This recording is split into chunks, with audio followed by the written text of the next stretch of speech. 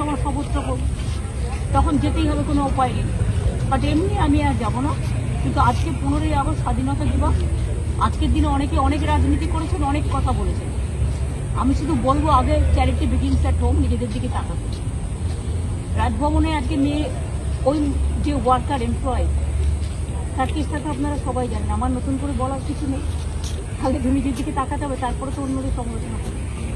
আর আমি তো পরিষ্কার বলেছি যে এই ঘটনাটায় আমরা সবাই নিন্দে করি।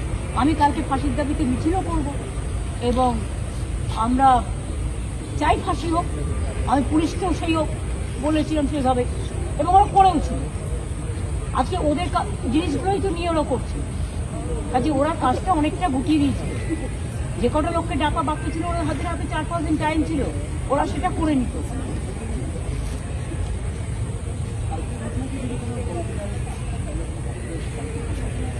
হ্যাঁ, ভিডিও দেখুন, দেখলেই পতাকা দেখতে হবে। ভিডিওগুলো দেখুন না, ভিডিওগুলো পাননি আপনারা? ভিডিওগুলো দেখলেই পেয়ে যাবেন। এত আইএকে দিয়ে, এআইকে দিয়ে উল্টোপাল্টা সবার মুখ দিয়ে আর যা তা বলাচ্ছে, তৈরি করে ফেক ভিডিও। এটা ক্রাইম নয়? এগুলো তো ধরা পড়বে একদিন।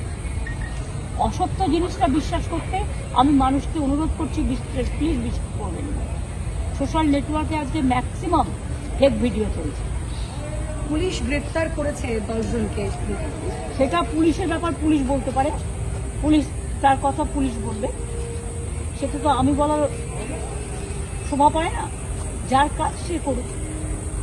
আমার ডিসি খুব অসুস্থ, ডিসি অনগ্যাড হয়েছিল, তার সারা গা রক্তে ভেসে গেছে ওদের অত্যাচারী।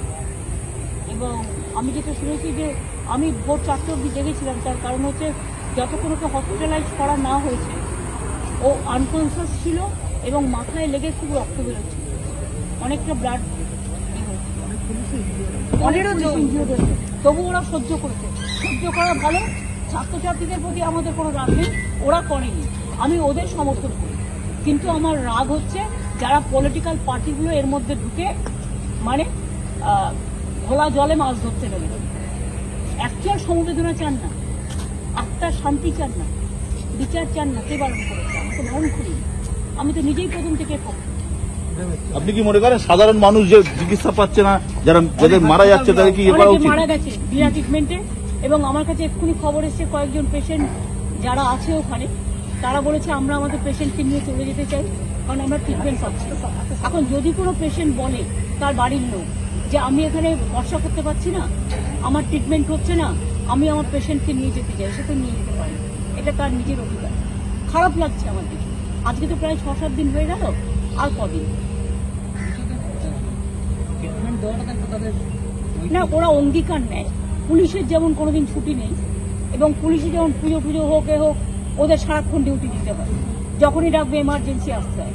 ডাক্তারদের সার্ভিসটাও এমার্জেন্সি সার্ভিস, এটা তাদের বিবেচনার উপর আমি ছেড়ে দিলাম। আমরা তো আবেদন জানিয়েছি বারবার। গরিব মানুষ সাফার করছে, খুব সাফার করছে, প্রচুর গরিব মানুষ সাফার করছে। তবে জেলা থেকে আর যেন এখন যতক্ষণ স্বাভাবিক কার্যকর না হচ্ছে, পেশেন্ট না পাঠাতে আমি জেলার হসপিটালগুলোকে অনুরোধ করবো, যেখানে ট্রিটমেন্ট হচ্ছে সেখানে পাঠাবো।